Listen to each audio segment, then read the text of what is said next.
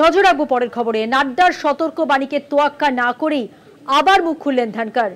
আবার বললেন ভারতের সংসদের সর্বোচ্চ নির্বাচিত সাংসদ ও বিধায়করাই সর্বোচ্চ ক্ষমতার অধিকারী।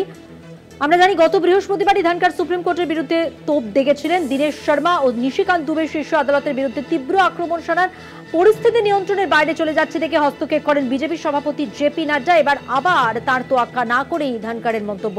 কথা বলবো নিউজ রুম থেকে রয়েছেন আমাদের সঙ্গে আমাদের পলিটিক্যাল এডিটর আশিস চট্টোপাধ্যায় এবং এই পুরো বিষয়টি বিশ্লেষণ করবেন তিনি। ধনখড়ের আজকের মন্তব্য। দেখো, কেন্দ্রীয় সরকার এবং বিজেপির সর্বভারতীয় স্তরে একটা কিছু হচ্ছে, এটার যে ঠিক কি হচ্ছে তার পুরো ছবিটা হয়তো আগে আগে আমরা দেখতে পাবো ভবিষ্যতে, কিন্তু একটা কিছু হচ্ছে সম্ভবত মনে হচ্ছে যেন বিজেপির শীর্ষ নেতৃত্বের মধ্যে সংবিধান মেনে চলার একটা অংশ আর যেভাবে হোক সংবিধানের ওপরে নিজেদের কর্তৃত্ব চাপিয়ে দেওয়ার মতো একটা মতামত, এই দুটো মতের মধ্যে একটা দ্বন্দ্ব হচ্ছে বলে মনে হচ্ছে। কিভাবে এই জিনিসটি এখন সামনে এলো সেটা দেখলে বোঝা যায় যে সুপ্রিম কোর্ট তামিলনাড়ু সরকারের একটি কড়া মামলায় রায় দিয়েছিল যে বিধানসভায় পাশ হওয়া বিল 3 মাসের মধ্যে রাজ্যপাল বা রাষ্ট্রপতিকে সম্মতির জন্য পাঠালে সম্মতি দিতে হবে অথবা সিদ্ধান্ত জানাতে হবে। অনির্দিষ্ট কালের জন্য ওই বিলগুলো ফেলে রাখা চলবে না। এই রায়ের কদিন পরে গত সপ্তাহের বৃহস্পতিবার জগদীপ ধনখড় হঠাৎ একটি বক্তৃতায় বলেন যে সুপ্রিম কোর্ট কি প্রেসিডেন্টকে নির্দেশ দিতে পারে? সংবিধানের 142 নম্বর ধারা যার বলে সুপ্রিম কোর্ট ওই নির্দেশ দিয়েছিল, সেই ধারাটিকে তিনি বলেন গণতন্ত্রের দিকে একটি পারমাণবিক মিসাইল এবং তীব্র আক্রমণ করে সুপ্রিম কোর্টকে বলেন যে যিনি হেড অফ দি স্টেট, রাষ্ট্রপ্রধান, সেই রাষ্ট্রপতিকে সুপ্রিম কোর্ট কখনোই নির্দেশ দিতে পারেন না। এরপরেই দেখা যায় বিজেপির একটি অংশ, যেমন এমপি নিশিকান্ত দুবে, যেমন এমপি দীনেশ শর্মা, তারা ওই ধনখড়ের সুরে সুপ্রিম কোর্টকে তীব্র আক্রমণ করতে শুরু করে। এরপরেই ঘটনাতে হঠাৎ মোড়, নতুন মোড়।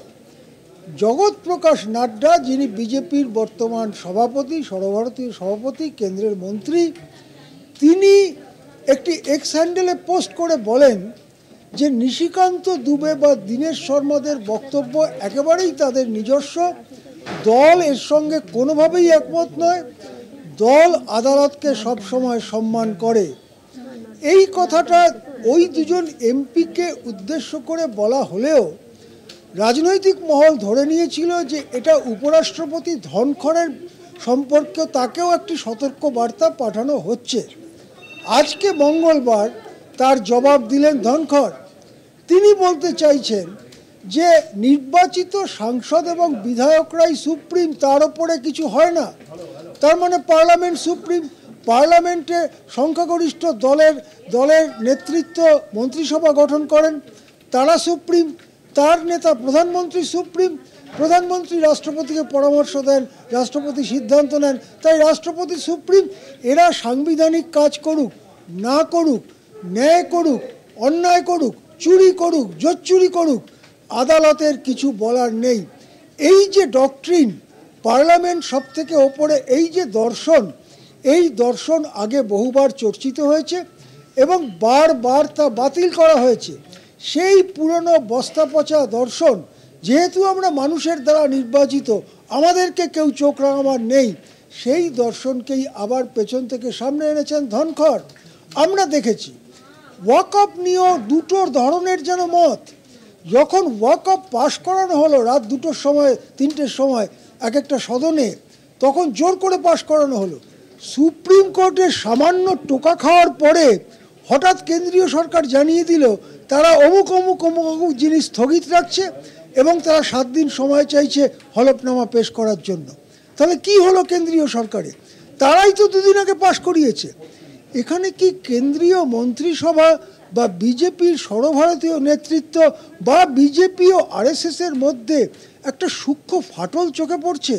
জানি না, সবটাই রাজনৈতিক জল্পনা। কিন্তু সামনে যতটুকু নির্দিষ্ট ঘটনা আছে তাতে মনে হয় একদল সংবিধানের ওপরে তীব্র আঘাত হানার, বিচার ব্যবস্থাকে পঙ্গু করে দেবার জন্য উদ্যত হয়েছে। অন্য একদল বলছে ধীরে চলো, সমঝে চলো। শেষ পর্যন্ত এই দ্বন্দ্ব কী রূপ পায় সেদিকেই তাকিয়ে আছে অভিজ্ঞ মহল। হ্যাঁ, ধন্যবাদ। কথা বললাম আমাদের পলিটিক্যাল এডিটর আশিস চট্টোপাধ্যায়ের সঙ্গে।